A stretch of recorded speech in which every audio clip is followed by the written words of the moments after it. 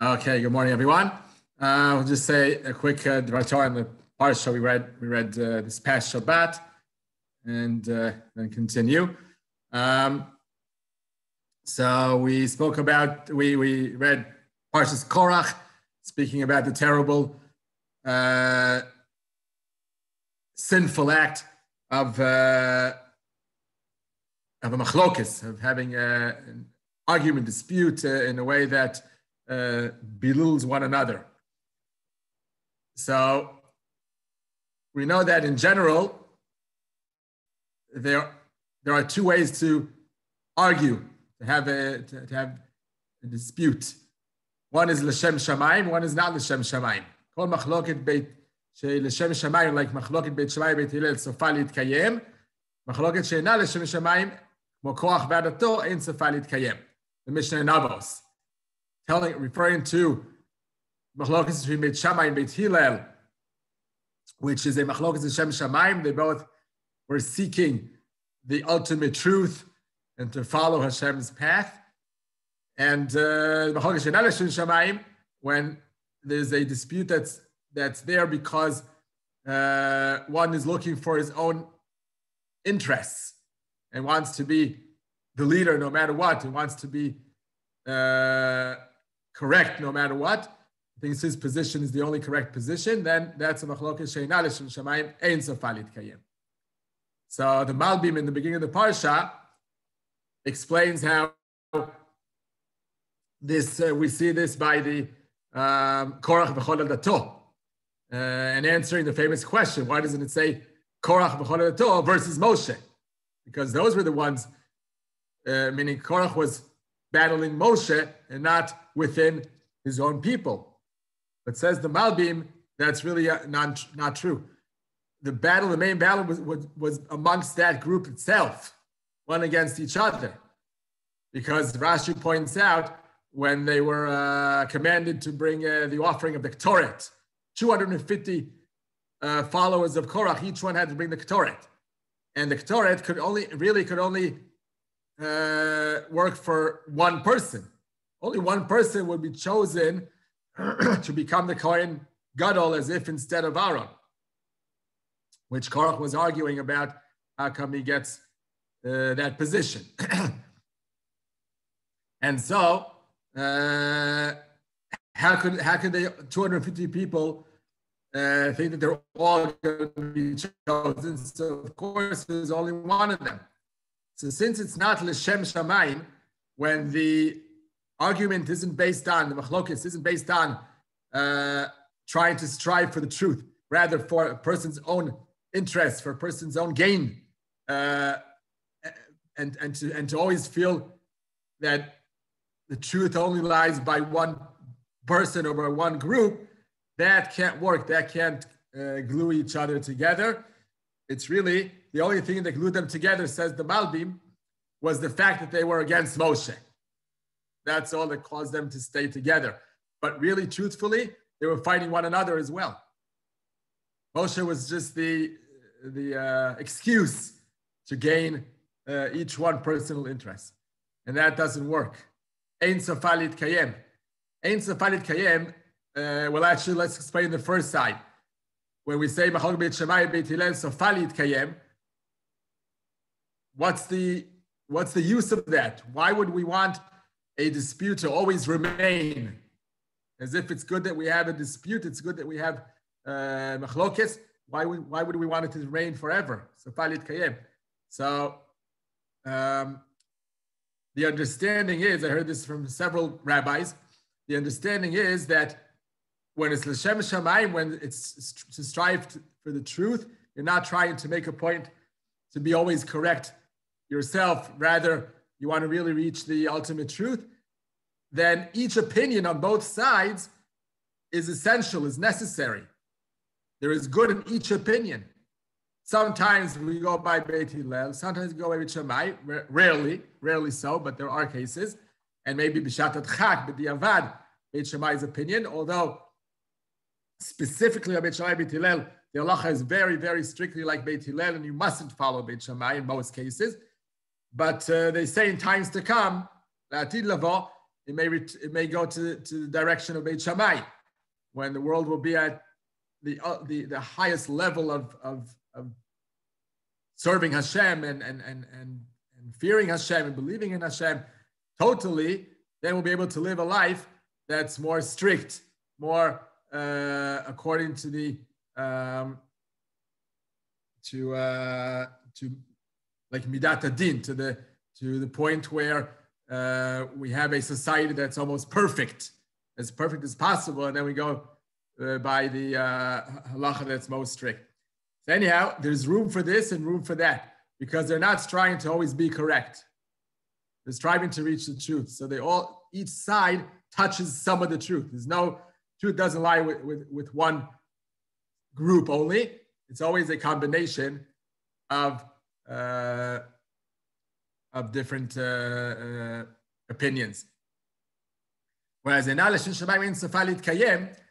means that when the people arguing, when they're thinking of their own selves, they're thinking of to always be correct. That's how the Chasam Sofer explains that when you have a discussion, an argument with someone, the person who's always trying to be right, have the right position, and he thinks he's always correct, then says the Chasam Sofer, he's not really striving for the truth.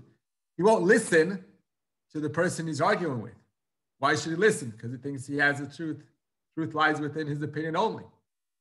To be able to listen means that you're striving to reach the ultimate truth. You don't think you have it all in you. You want to combine it with other opinions, and you want to listen carefully and see what's lacking in your opinion, what's lacking in your way, in your style, in your customs, and reach and take from others the good parts that they can serve you with. So that's one. That's the explanation of Ein Sofa Litkayem, meaning that in the end, a person is trying to be always correct, then his opinion won't remain forever. Meaning it won't remain at all on the face of the earth, because his opinion was not divine, wasn't holy, wasn't something that he takes from the eternal being of truth. Rather, it's only for his own interest, and that can't remain. It's never true. It never really remains as something that we can take from, that we can learn from. So it just disappears. That's the idea. And this answers Korach's argument and position against Moshe Rabbeinu when he says, "Halo kol ha'eda kulam kedoshim uvtocham Hashem u'modot yitnasu al ke'al Hashem."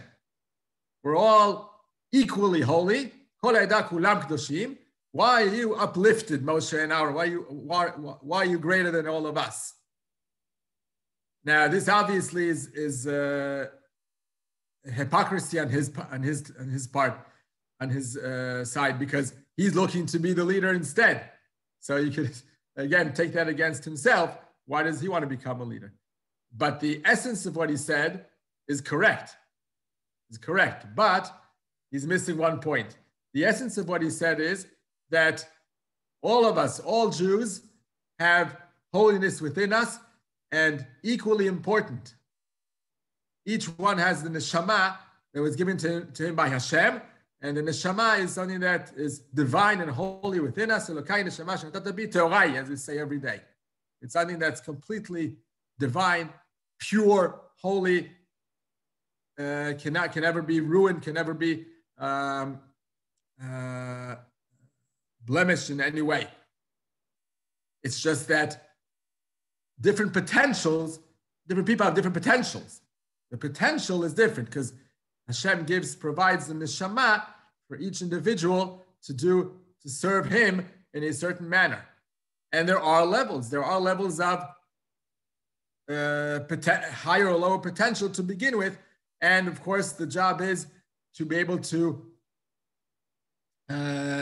work and develop our potential. Develop it, take it, exercise it, and bring it out to the open. and live by it. So we're all holy, that's true. We're all part of Klal Yisrael. We're all part of one huge neshama. But yet, there are differences, and that's how it's meant to be. But it doesn't mean that a person, where do we actually accept Korach's concept of being equal? We're all equal from the point of view of bringing out to the open, bringing out to the world, revealing to the world our task in worshiping Hashem each and every one's way. So we're equal by the fact that we follow Hashem's instructions, and we try our best and strive to be who we're supposed to be, who we're meant to be. But each one is meant to be something else, something different. And each one is meant to bring to the world something unique according to their neshama, according to their point in life.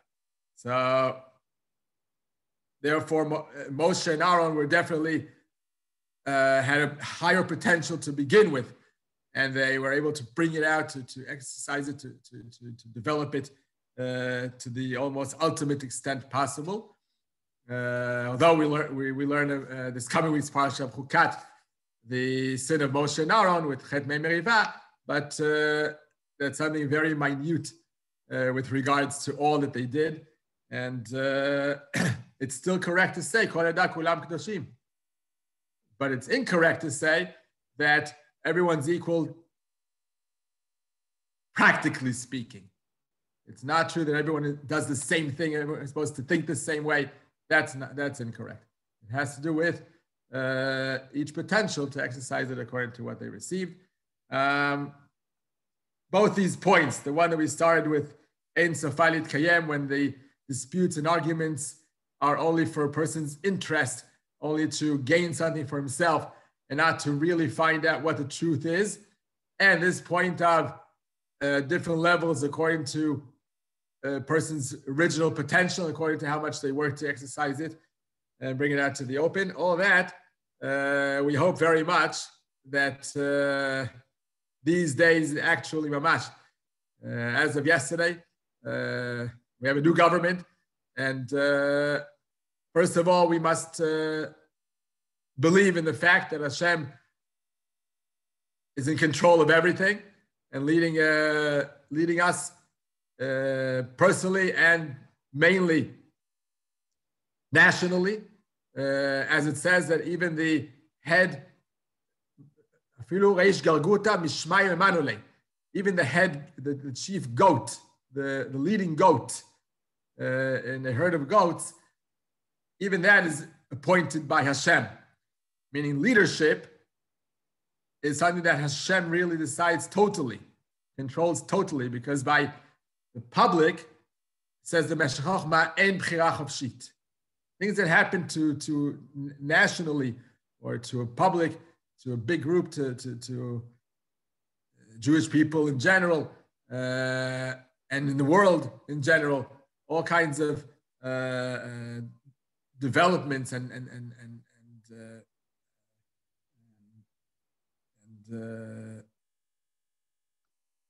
big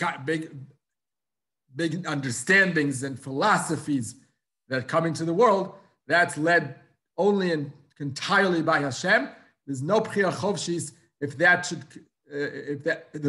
on the root of what's meant to be, what's going to be with the public in whole. There's bchira chofshis for each individual to decide whether they're in the root, part of the root, going together with what's going on and trying to correct as much as they can on the way, or not.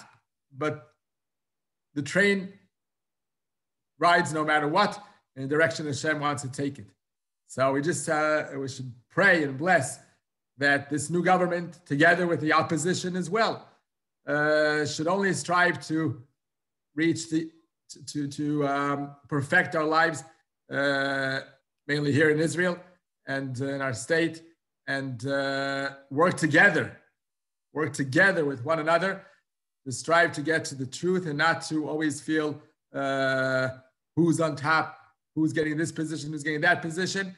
It should go by each and every person's abilities, capabilities, uniqueness, and try to find the truth as it lies amongst everyone together and not in any party specifically. And if that will go in that direction, then it's going to be an amazing, amazing experience for us. No matter how much we agree or disagree with all kinds of things, but the fact that there is such a diverse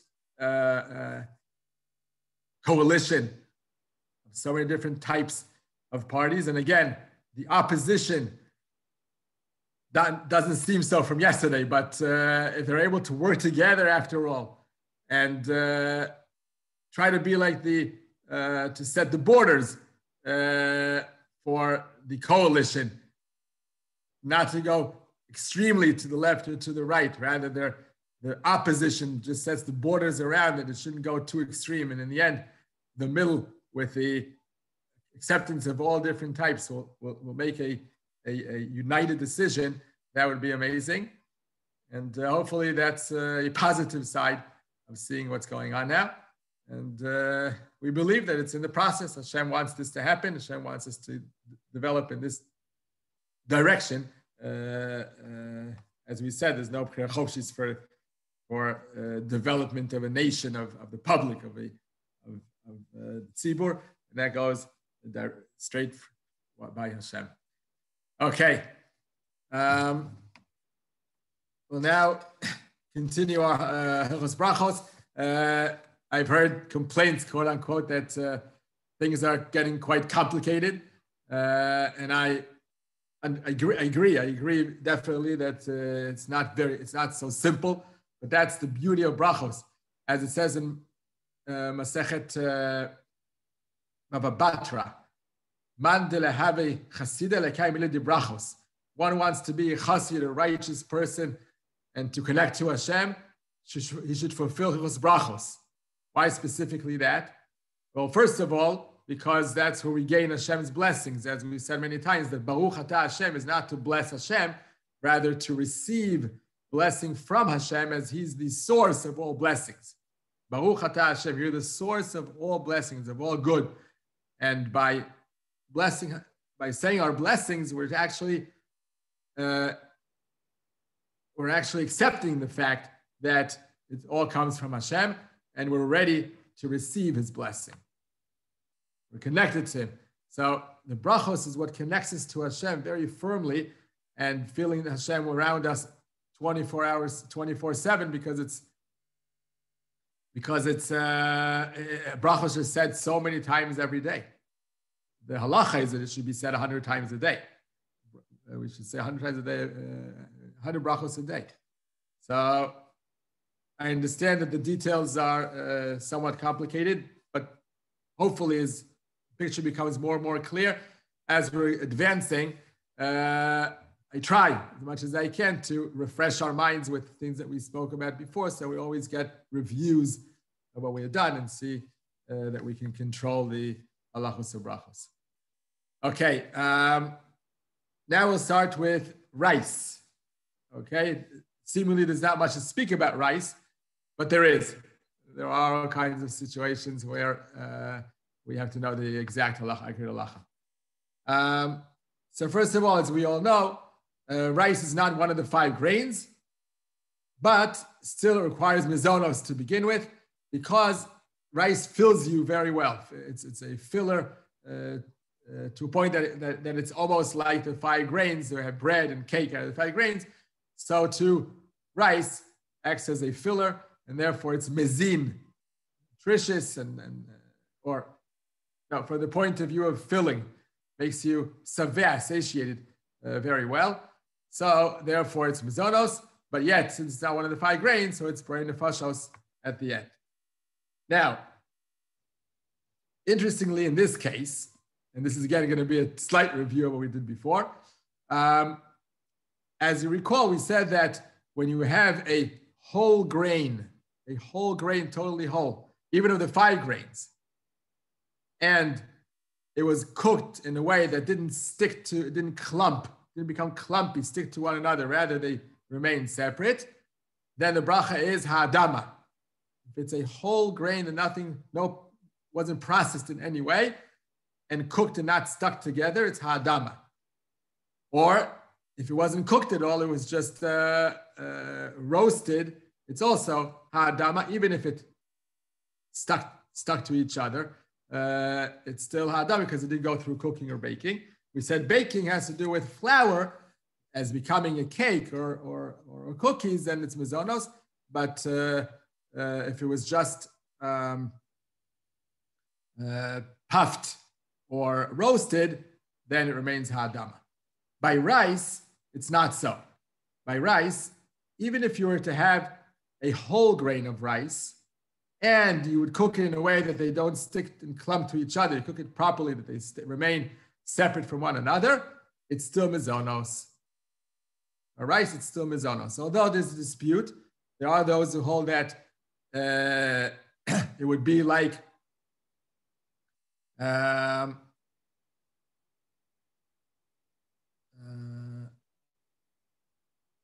I'm thinking a sec. No, sorry, yeah. No, the reason that it be, sorry, take it a little back. We said, right, when it's totally whole, then it's ha'adama. That's true. But when we said if the chaff, the external part of the grain was removed, then there's a dispute whether that's considered whole still and it's ha'adama, or is it considered broken and it's mizonos. So we said by that there are quite a few poskim who say that's not considered whole, and we could say mizonos. Better yet, if it's a little clumped together, it's a little stuck together, then it's definitely mizonos. By rice, since it's always peeled from its chaff, even always maleh, whole wheat rice is still peeled. So therefore, it's mizonos no matter what. Even if it doesn't clump together, even if it's totally separate, it's mizonos. That's why it remains mizonos, because it's somewhat broken because it's because it was peeled. Okay. There is something exceptional by rice. I just want to check 1 second again inside.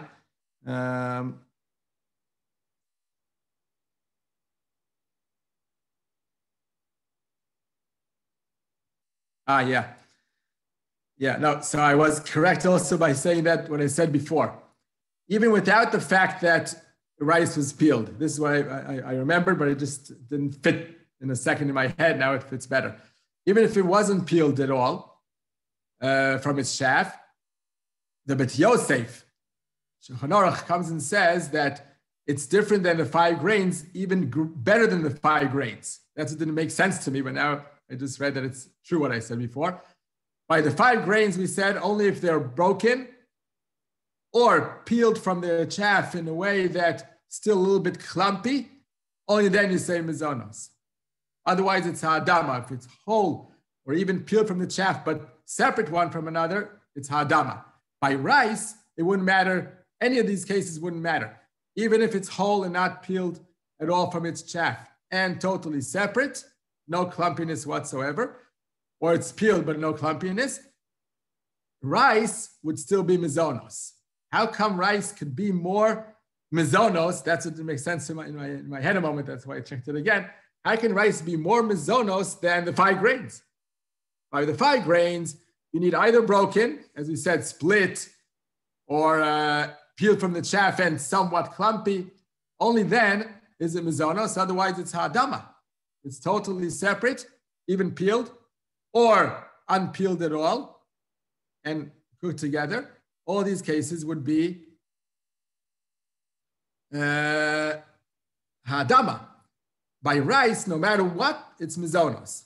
Why would that be true? Says the Bet Yosef, because that's how it was in those days, I guess. I don't know if today it's still true, because the normal way of preparing the 5 grains, all the 5 grains, the normal way of preparing them is by splitting them, breaking them, or becoming clumpy,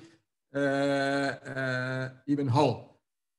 But rice, the normal way to cook was that it remains totally whole, even with the chaff, and even cooked and remaining separate one from another. It's the normal way of cooking rice, whereas it's the abnormal way for the 5 grains. So for the 5 grains, you need all this type of making it a mizonos by splitting them or by peeling and then clumping. All that, only then does it become mizonos. By rice, no matter what, you're always going to be mizonos because that's the normal way of cooking rice. I don't know if today that's still true. We have the barley some types of barley are totally whole, and we can cook it, and it would be very normal to cook even totally whole. So I don't know if today it remains the same, but originally that was the halacha. But since, as we said previously, since nowadays most of the grains are peeled, and peeling already makes it unwhole, so we do need the clumpiness to make it a true mizonos, but that would be true for all the grains. So in the end, there isn't much of a difference between rice and other grains. Remain as we said. So again, only if it's totally whole and non-clumpy, separate one from another. By the 5 grains, you would say ha'adama, and by rice, still mizonos. That's going to be the final halacha for this, because rice is always prepared, or used to always be prepared that way. So it's even a stronger mizonos than the 5 grains. Okay. Now, interesting case would be, as we just said now, that rice is always mizonos, even if it wasn't split and didn't stick to one another. Say totally separate and whole, it's still mizonos. But it's a very, very, it's a big suffix situation. It's not such a clear situation of mizonos. Because after all, in that same exact case, had it been the 5 grains, it would have been adama. So what were to happen if a person eats a salad and wants to then eat rice? The rice is also on the table. They start with the salad. They say, adama. They want to now eat rice. And the rice is whole and separate one from another. And even if we said that it's peeled from its chaff, but it's totally separate, so it's still safek ha'adama. True that we say mizonos, no question. It's mizonos, no question, but it's only mizonos due to the suffix. It's not clear-cut mizonos. It could easily be adama like it would have been had it been the 5 grains. So if you've said adama already on the salad, maybe you've covered the rice because it's not a sure case of mizonos. So that's why in this case of having a salad together with rice, when they're not clumpy, if there's clumpiness to it, if they're stuck to one another, then it's a clear-cut case of mizonos. And then definitely if you said adama over the salad, you would not need to say, and you would need to say mizonos over the rice separately. That's obvious. But if the rice grains are totally separate from one another after cooking, then it's a safek ha'adama situation. And you've said adama over the salad. So maybe you should not be saying a bracha over the rice. So therefore, in this case, it's much more preferable if you begin with eating the rice first, say mizonos, and then eat your salad, which is anyway the correct way because we're supposed to start mizonos before we go to ha'adama. It's only the correct sequence and order of brachos. But in this case, it's more important to make sure you do it that way and not the other way around. But if you had done it the other way around, you've said ha'adama over your salad, and now you want to eat the rice, which is safek ha'adama, safek mizonos. So although we do say mizonos, but it's not a clear-cut case of mizonos.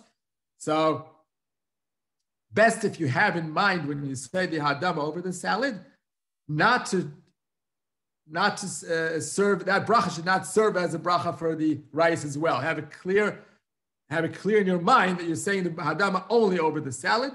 And then, as we said many times, one can restrict the bracha to only a certain food and not to a different food, or even if the same food, they could restrict the bracha. Although it's a bracha she'eina tzricha, we don't want to cause deliberately more and more brachos that aren't necessary, but one could do that. They could say on this apple, I'm saying brei etz, only this apple, and they eat that apple, and then they have another apple they had intended on eating it from the beginning. and now they want to eat the second apple, they say Gebrei Peretz. You can restrict your bracha to only a certain food, to only a certain piece that you're interested in eating, and then you have to say a new bracha for the next piece of the next food, even though it could have been covered by the first bracha. So we don't do that in general because bracha shena tzricha, but in cases where there's a suffix, we're not sure if it's supposed to say a bracha or not, then we do use this technique. We do say to ourselves, well, I'll say the hadam over the salad only, and then the rice is definitely not covered by the salad, and then it becomes a normal case of eating rice, and then the bracha is mezonos. But even though it's a suffix, and we could have covered it by the hadama of the salad, but since in this case it could be mezonos, and then it's not covered by hadama, so we prefer to restrict the bracha only to the salad and not to cover the rice, and then the rice is a definite mezonos now because it's separate from the hadama that we said over the rice. So over the salad, sorry. So that's that's the way to do it. But even if a person did not restrict his hadama, he said hadama over the salad, and yet she wants to eat rice after the salad and did not restrict the bracha to only cover the salad, you still say mezonos. After all, it remains the normal mezonos as usual, but it's best if one, first of all, switches the order and says first mezonos over the rice, and then hadam over the salad, and then we have no issue whatsoever. Okay, daisa torez, a porridge made out of rice porridge. So that's mezonos. Obviously, we've cooked it. And even if the rice is not distinguishable anymore because it was crushed to make the porridge and it became very soft and you can barely tell that it's rice, it doesn't matter.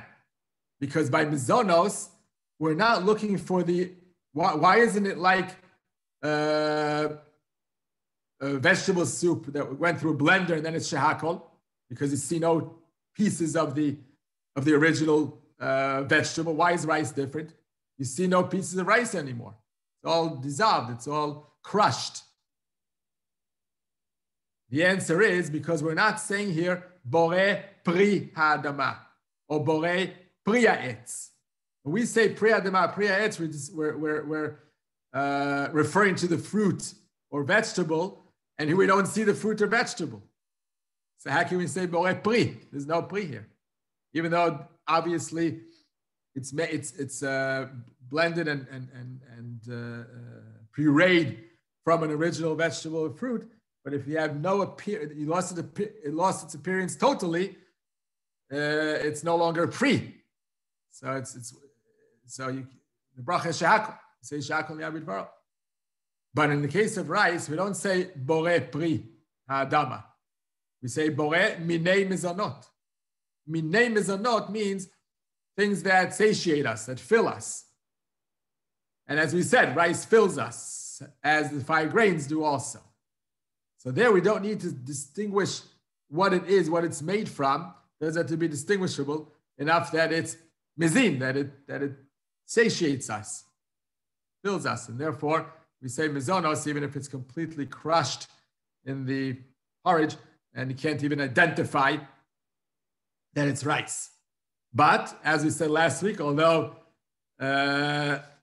some of the ladies disagreed with this situation, but it's definitely possible that if the porridge was made into a very liquidy type porridge, meaning that it's really watery or filled with a lot of milk and it's dissolved totally into it, and you just drink it down, you don't need to wiggle even. You have no solid substance to wiggle in your mouth.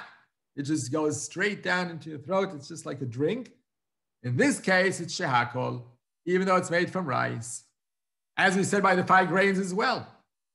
If you make some diced solet, solet is a part of the wheat. It's ground into almost flour, the solet, and small tiny balls, and make out of it porridge, diced solet.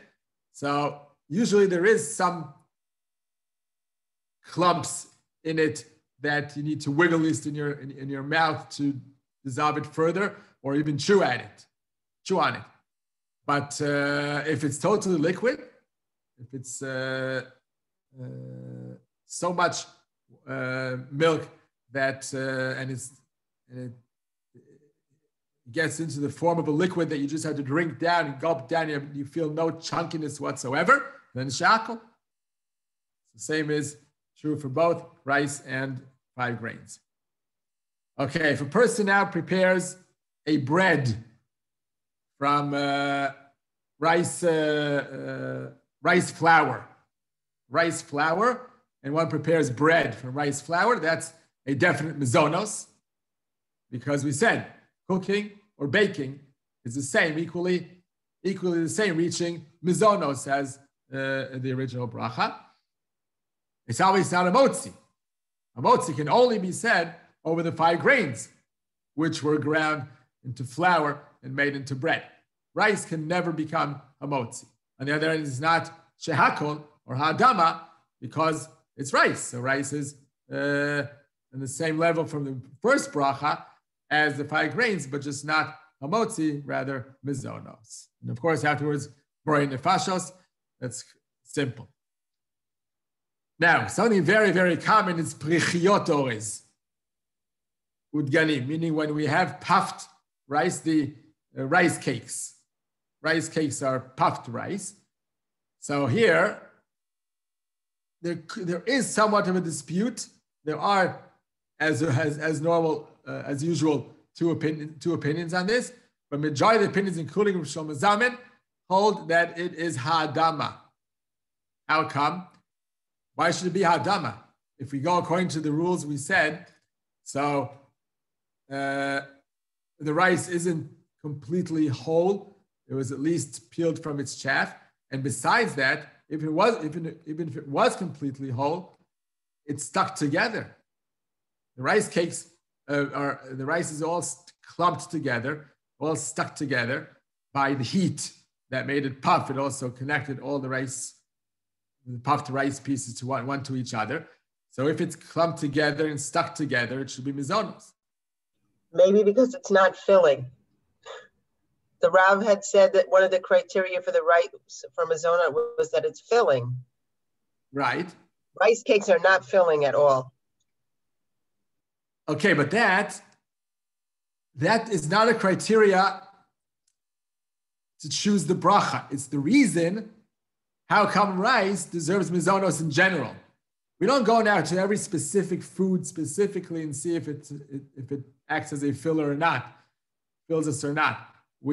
That's just the general category of rice, categorizing the rice to mizonos, to rikas mizonos, because in general, it's something that fills you. Now we don't go now into specific, like if we take, we'll get to it in a second, chocolate covered Rice Krispies, chocolate covered Rice Krispies. You could eat 1 or 2, it's not filling. So it won't matter if you eat enough rice cakes, you'll get full out of the rice cakes as well. So I just thought it was interesting that when you were describing about rice, you said part of the reason why it's mizona is because it's filling. Right. Because that's normally what rice does to us. It fills us.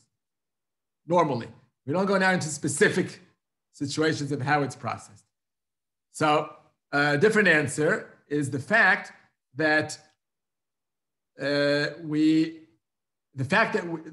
rice in this case was only puffed by heat. The only process it went through is heat that made it puffy and not cooking, and wasn't ground and baked as the rice bread that we said before. So only heat is like roasting the kernels, the seeds of rice or of any of the 5 grains. When it's only heat, then it remains ha'adama. It remains its original bracha. Even though you could argue that, okay, understand why it's not mizonos, because it wasn't cooked or baked as flour. Those are the criteria that make it mizonos. Otherwise, it remains its original bracha. But why should it not be shehakol? We can't see the rice. We can't identify the rice anymore. So why isn't it shehakol? The answer is because it's whole. When does the fruit or vegetable or seed lose its original bracha? Only when it's ground or cut into tiny pieces that you cannot distinguish anymore what it comes from. Then it's shakol, like blended. But in this case, on one hand, it's a whole grain of rice. We haven't cut it, we haven't ground it, we haven't blended it, we haven't done any process to it. And just the heat is what made it look the way it looks, and not by cooking it. So on one hand, it doesn't become mezonos because it wasn't cooked. On the other hand, it doesn't become shehakol because it wasn't ground and lost its original whole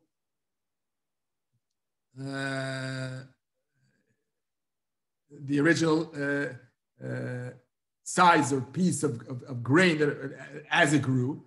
So it didn't lose its appearance. It didn't lose its wholeness. It's being whole at all. It wasn't cooked, so it's not mizonos, not shehakol, it's hadama. Remains hadama. That's the grain itself. It's like roasting, like a granola, where we said that even though it's from the 5 grains, the oats are from the 5 grains, but they were just the heating process was done to them. Only heat process and nothing else processed it, and it's whole, so it's hadama. The same is true for these rice cakes. Bracha is hadama. Although Rav Yoshiv did hold that it's mizonos because according to him, it doesn't matter what type of process it went through, as long as it was processed, even just by heat, but made into something that's stuck to each other, that's like cooking, and it's mizonos. So if one says mizonos, it's not so terrible, but most posts, including Shlomo Zamin, said hadama in this case. Okay. Same is true for, there are sometimes instead of rice cakes, there are one of the 5 grain cakes. And again, they did the same thing. They puffed one of the 5 grains and it got stuck to one another, became like this type of cracker, sort of like the type of rice cakes, but it was made from the 5 grains. The same exact issue. We have the same exact, both opinions are true here also. Shlomo Zamin and others hold that it's hadama, and Rabbi Yoshiv holds mizonos. It doesn't matter it's one of the 5 grains because it wasn't ground and baked or cooked and glued to one and stuck together.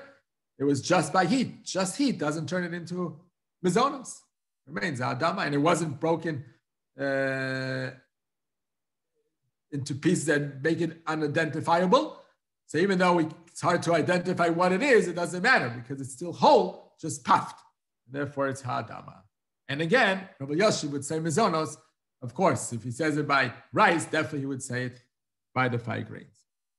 Okay. And same as if it was made from corn, puffed corn, the same thing, hadama.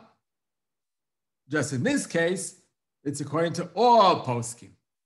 And by corn, puffed corn, made into cakes like that, like corn cakes, like rice cakes. If it's made from corn, then it's definitely hadama and nefashos. Because in this case, even Rabbi Yoshiv cannot say that it's mizonos. Because corn never gets the bracha mizonos. It's not one of the 5 grains, and it's not the exception like rice. Even though you could argue that in some, even continents, I think in South America, corn is like the most important filler that they have. That's what they live off of. And it's their bread and their cakes and everything made from corn meal instead of wheat products. But even so, the majority of the world does not consider corn as a filler.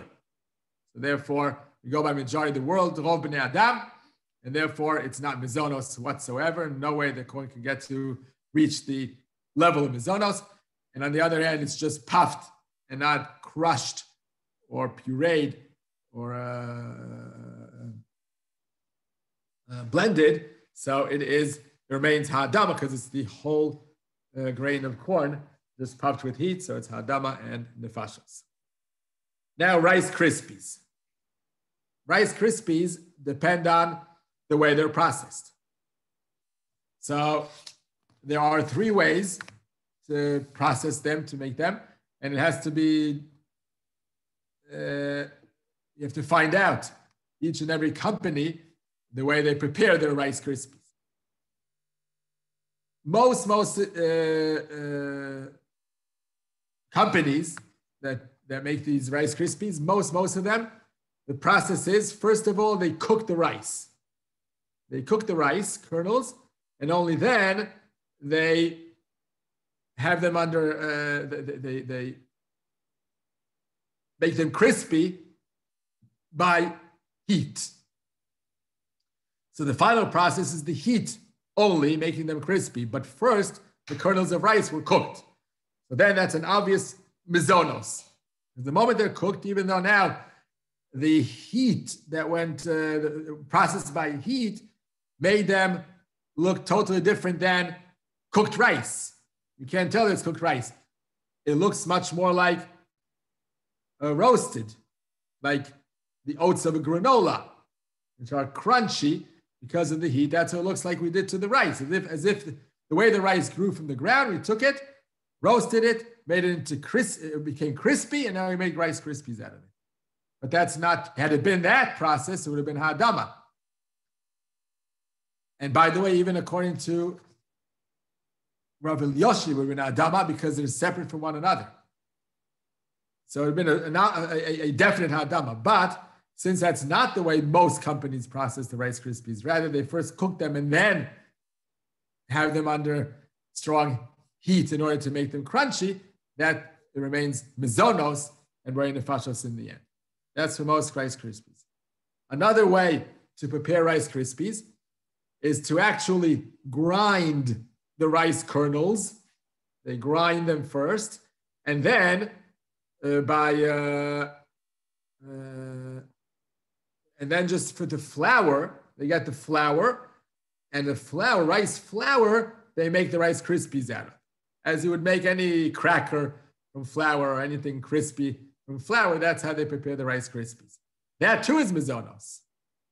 Because after it was ground and made into a food, so it's like the grinding of the flour from wheat flour, and then made into a cracker or a cereal of any type. It's obviously mizonos, because it's ground and then processed to make the food. So that's like baking, which would be mizonos. Okay. So that's two simple, those two are simple cases of mizonos. The third way of preparing, which is the minority of the Rice Krispies in the world that prepare it this way, that they do no cooking before and no grinding. It's not made into flour, and it's not cooked before the process. It's only heated. Only with heat, they get it to the crispiness that we feel, and they make it into Rice Krispies. If so, then that should be Ha'adama. And we said even according to Rav Elyoshi, it's Ha'adama because they don't stick together. So that type of Rice Krispies doesn't work for us to be mizonos, rather it's Ha'adama. It's hard to find out. It doesn't say it on the box, I would assume, the way the Rice Krispies are made from that point of view of how they're processed. But majority of companies do it one of the two first ways that we said, and therefore it's a definite mizonos. Only minority does it by the third way of just heat. Rav Filmaka in the book discusses notes one company in Tafshin Pei, which is a year ago, called Mif'alei Dagan, that prepare their Rice Krispies like the third option. The third option, which is just the roasting of it, just the heating process, and makes it crunchy. So according to that, so for their Rice Krispies, Mif'alei Dagan, that company would be Ha'adama. But it would, luckily enough, mizonos is a bracha that covers everything anyhow, except for water and salt, we said. Ma'im melach. Mizonos covers everything. If by mistake you said mizonos, everything that's not really mizonos, you're covered. So it's safe to say mizonos over all Rice Krispies. If you can find out, then obviously that's the best, to find out if it's cooked before or not. But otherwise, if you just need to choose what to say, since the majority is mizonos, and mizonos covers anyhow anything you eat, so it's safest to say mizonos, so Rice Krispies, that's what the bracha should be. So bear in mind, rice cakes, ha'adama, Rice Krispies, mizonos. And the difference is cooking or non-cooking. Rice cakes do not go through cooking at all, just puffed by heat. Rice Krispies go through cooking first and then heating, which makes it mizonos. So it's important to remember this difference. Very, very common, these two foods that you need to say the correct bracha over each one separately. Okay. If one were to say by mistake ala michya as a last bracha over rice, b'diavad is yotze. Although normally ala michya doesn't cover Bari Nefashos foods and Bari Nefashos doesn't cover ala michya foods. You would need to repeat the bracha over again. Even if you said Bari Nefashos over a cake, that's not good. You have to say ala michya. It's not like shehakol poter hakol. Shehakol covers everything, or as you said, mizonos even covers almost everything, except for water and salt. So it would seem that Bari Nefashos also should act the same way. That if you say by mistake Bari Nefashos over a cake or a cookie, you should be yotze like shehakol before, Bari Nefashos after. But that's not true. Shehakol before, true. If by mistake you said shehakol over an apple, you can still continue eating your apple. Although Moshe said better not to continue, just take one bite and that's it. Then go out, come back in and say the proper bracha, ha'etz, and then keep on eating the apple. But if one finds it complicated and difficult to do such a thing, they can continue eating the apple just by the shehakol they've said before, finish the entire apple, because it works b'diavad, shehakol pater hakol, shehakol covers everything. But Bari Nefashos, that's not true. You made a mistake, so you have to repeat now the proper bracha of ala michya. In this case of rice, if you say ala michya instead of Bari Nefashos, b'diavad, you are yotze. In this case, you are yotze. Though you're supposed to say Bari Nefashos because it's not one of the 5 grains. And ala michya was based only on the 5 grains, whereas mizonos, since it's mizin, since it's a filler, so you could say mizonos over rice. And as we said, mizonos anyway covers everything. So it's better to choose mizonos for rice because it fills you. Mizonos definitely covers. But ala michya doesn't cover everything. Rice it would cover. By mistake, you said over rice, ala michya, that would be covered fine.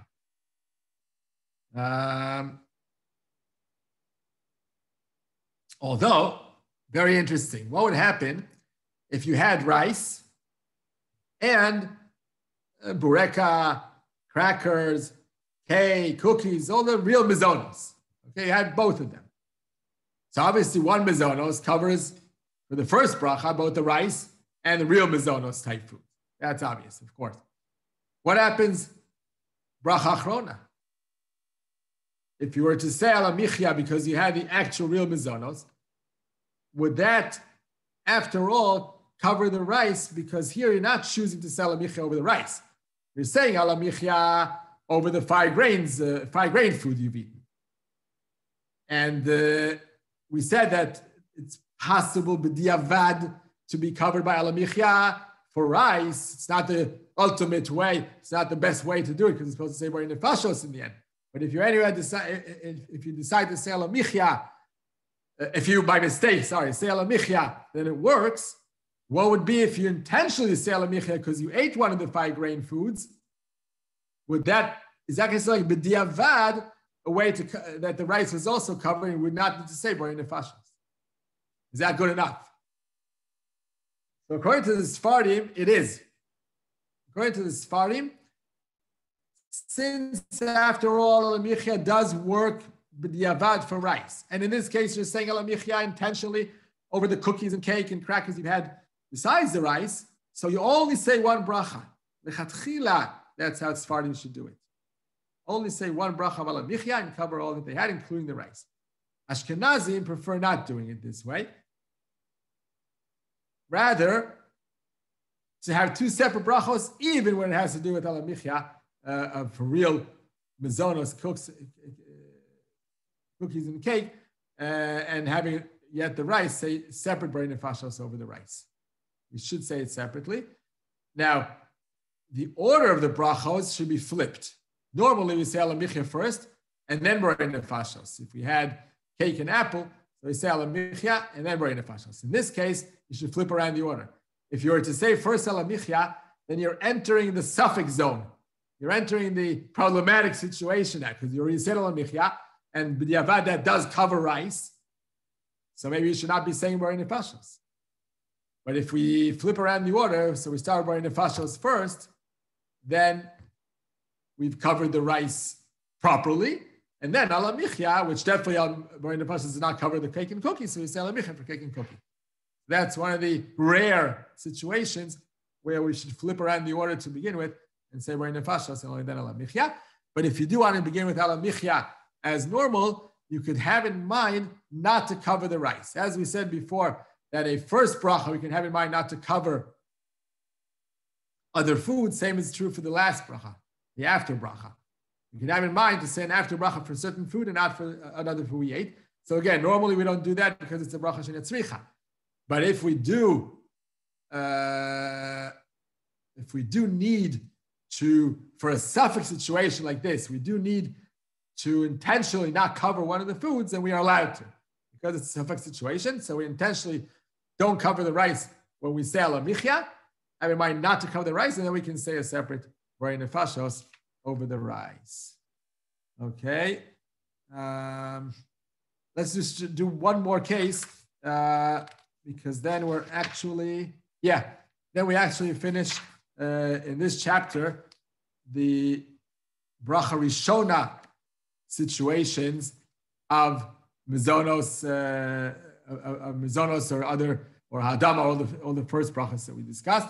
As of next week, we'll discuss more details of Bracha Achrona, when and how is it said, which is the end of this chapter. That's, well, there may be some other little details, but that's, we're getting close to the end of this chapter of Mizonos. Just one more case, which is very, very common. When we have rice mixed with all kinds of other foods, like we have rice and meatballs or peas or carrots, all mixed in small pieces with the rice. So, as we've learned several times, and in this case, I was going to say we learned several times that if the Mizonos component was cooked or baked together with other components, then the Mizonos overrides everything. If it wasn't cooked together, it's just mixed together after cooking. We mix it in our plate together, or in the bowl, we mix it together. Then we go by majority, as we do in other cases where there's no Mizonos involved. We go by majority within every mixture. We say the bracha of the majority, and that covers the minority. But by normal Brahmane Mizonos, meaning the 5 grains type, it never gets nullified. So even if it's just mixed after cooking, and the majority is not the Mizonos, let's say you're having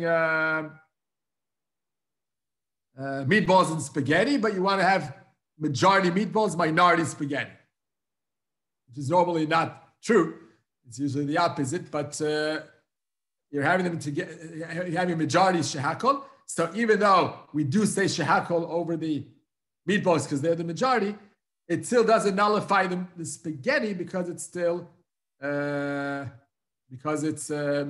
It's the 5-grain mizonos. So it has an importance to itself that it never gets nullified. It doesn't override the meatballs because if it wasn't cooked together, it was just placed together in a plate. So that's what we said back in the past. Now, about rice, even though it's mizonos, the bracha is mizonos, but it's not the real 5 grains. So here, rice functions exactly like any other food with regards to mixtures. So where the majority is, that's the bracha to say. Even if the minority would be the rice, we would not say mizonos separately over the rice. We just go by majority. We also mentioned that if it's a mixture of foods that are very distinguishable one from another, you see them very separate, but they're all mixed together, no matter cooked or not cooked together, you could choose to say a separate bracha over each element of the mixture because they're so recognizable. Or the opposite, you could crush them all together, make a mixture that doesn't, it's hard to distinguish between one another, and then say the majority bracha. But we said that definitely, even if they're recognizable each on their own, definitely there's no problem to say the bracha over the majority, or if it's cooked, then over mizonos only, that's the proper bracha, and not have to say the bracha over the minority, even if it's recognizable. Okay, so anyhow, by the rice, back to the rice, we say that it's exactly like all other foods. Mixture goes by majority, that's the bracha we say. What happens if we have a chocolate bar that has Rice Krispies in it? Like we've discussed in the past, cookie crumbs within ice cream or within a cookie or within within ice cream. We said that since the cookies are well mixed together, so it's as if it was cooked together and it's all mizonos. In this case, with a chocolate bar that has Rice Krispies in it, if the majority is the chocolate, so it's only shehakol. You wouldn't say, you would not need to say mizonos over the rice, even if it was processed like Rice Krispies, the normal processing is mizonos, but we go by majority. Even though it's now well mixed, and if had it been one of the 5 grains, it would have been mizonos. In this case, it's shehakol because the chocolate overrides the Rice Krispies, because the Rice Krispies aren't real mizonos. They're out of the 5 grains. They're not part of the 5 grains. So it goes by majority. Majority is the chocolate. And on the other hand, if we have chocolate-covered Rice Krispies, like we have in manjets, that we prepare chocolate Rice Krispies and we just cover them with chocolate, then the major part is the Rice Krispie and not the chocolate, and therefore we say mizonos and not shehakol. That's the difference. Chocolate bar is shehakol, even though we have Rice Krispies inside because it's a minority, whereas chocolate-covered Rice Krispies, that's mizonos because the ikar, the majority, is the rice and not the chocolate. Okay, that's it for today. Next time is after Shem. We'll continue the chapter with Bracha Achrona, special cases. Okay, take care. Thank you very much, Rabbi Steinberg. You're welcome. Thank you very much. Bye-bye. Okay.